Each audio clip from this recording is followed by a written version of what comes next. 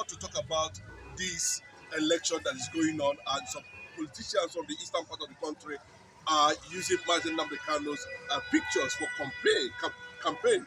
Unfortunately, that's quite condemnable. But what we're talking about this morning is the unification of the Igbo communities, the Igbo tribes, the re-engineering of our identity has come to a global, limelight, and is becoming very significant. And according to revelations, we are hearing that Ondo, part of Ondo, are also Biafrans, like the king of the Obi of Onitsha, made it very clearly that Ilefe, was actually founded by the Igbo people, before the infiltration started. So the truth is that they founded Ife, they founded the Idu kingdom, and these things are part of what we are fighting now. But if you look at how we got to where we are today, where the indigenous people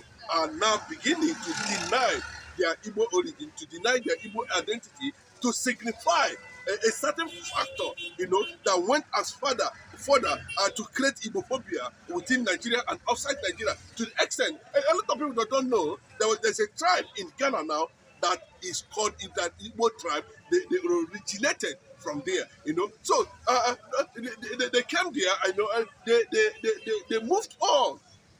They established themselves there. That's the nature it is. But when you're talking about the indigenous people, the progenitors, where they are geographically, naturally located, the Igbos currently now are over 85 million in population, irrespective of what transpired in 1967, where over 10 million Igbos were actually killed.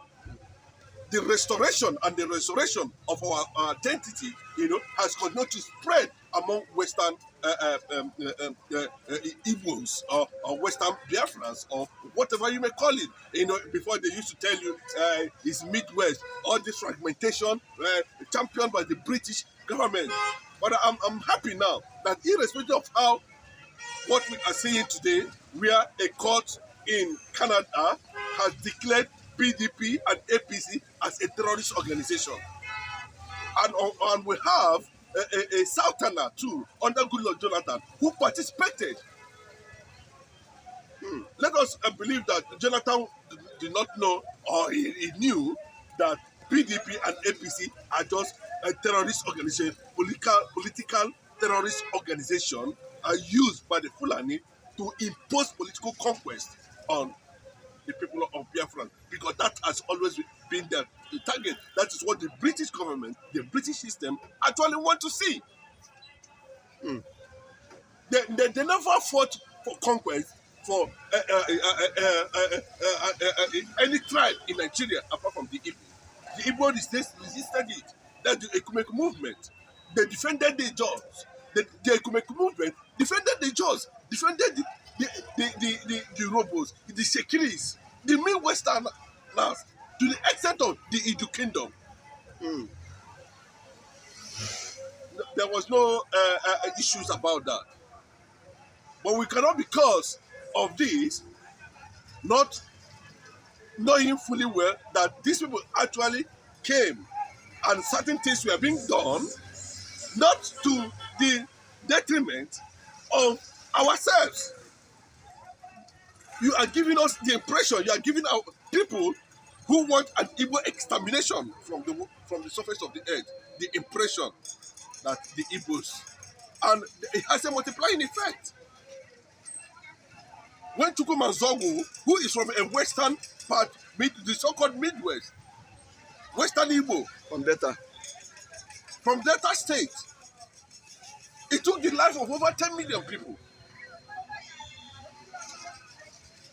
The Igbo took it upon himself that he needed to defend himself. He needed to defend irrespective of where they are, who they are.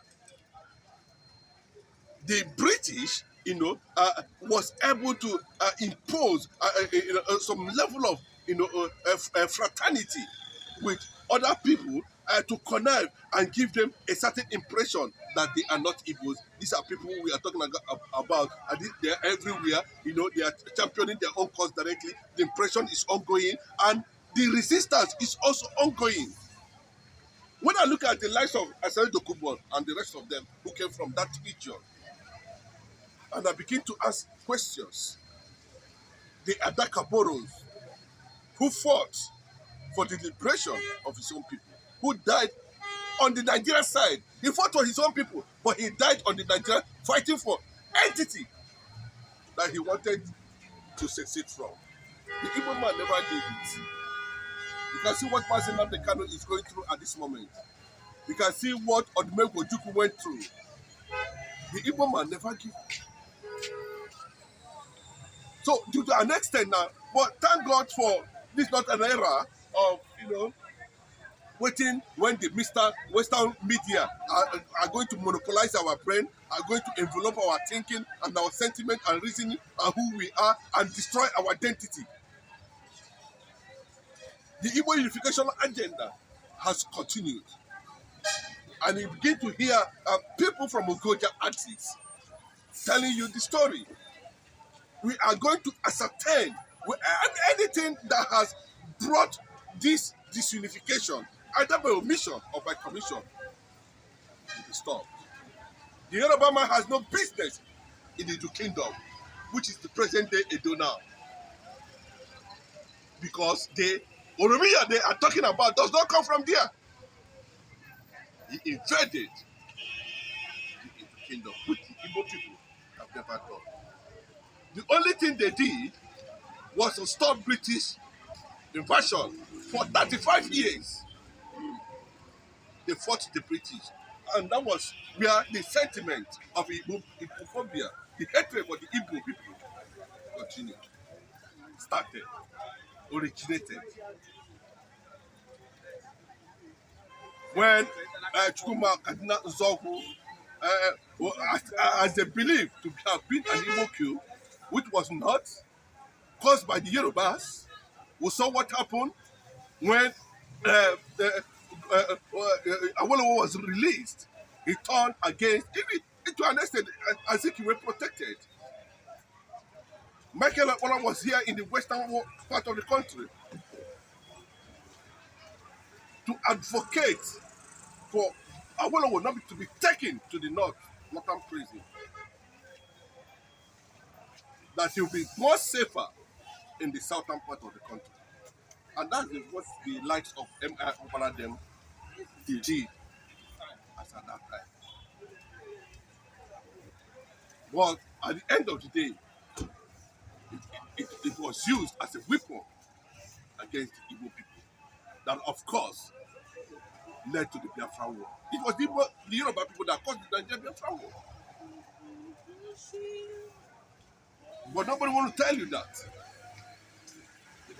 So this is just the reality on ground, and the call is ongoing. The unification is necessary because it will bring about, a significant referendum and expand the Igbo people and make them look the way they're supposed to look, or who they are, where they are, how they have been, their culture and tradition. Nobody can be able to say no anymore. If you feel that you are not part and you will never be part, then what is happening in Israel will happen to you. Sudan have agreed to take up anybody there that is called Palestine. They should come bring them to Sudan. That's what will happen. Because according to Mazi Nnamdi Kanu, we can never cede any of our territory to anybody, irrespective who is behind it.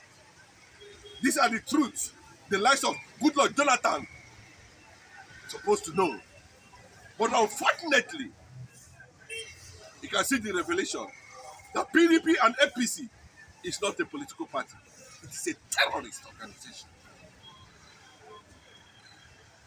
They have gone to an extent, or even imposing political conquest on the entire Biafran land. And that is what we are seeing today. If you had come from Martin Namdekan, they would have said, no, is it? But you can trust a Canadian court to have done that. We must take up this responsibility. The Igbos in Ondo should take up that responsibility. Igbo is the umbrella that houses over 250 ethnic dialects. If you go to some states today, in Benue State, in Biafra land, just one state for instance, you have multiple languages. Then how come an Ijoma will say is it? And when it was the Ekumeku War, the Igbos defended them. When it was a Chukwumanzog or something, the Igbo defended them. The Igbos in Benue, the Igbos in Kogi Cross River, should understand this very clearly. And what I'm saying in this is it has come to that point of reality because the decision of the Western world, the global world, we don't know what it is going to result anytime from now because we are hearing very clearly, that a lot of things are being discussed as a result of Trump, Putin visit, meeting, conference in Alaska. A lot of things are being factored in currently now. And the Sahel states that have pulled out from ECOWAS and AU has decided to align with the reality on ground. The Russian president himself understands what Biafra represents at the end of the day. Thank you. thank you.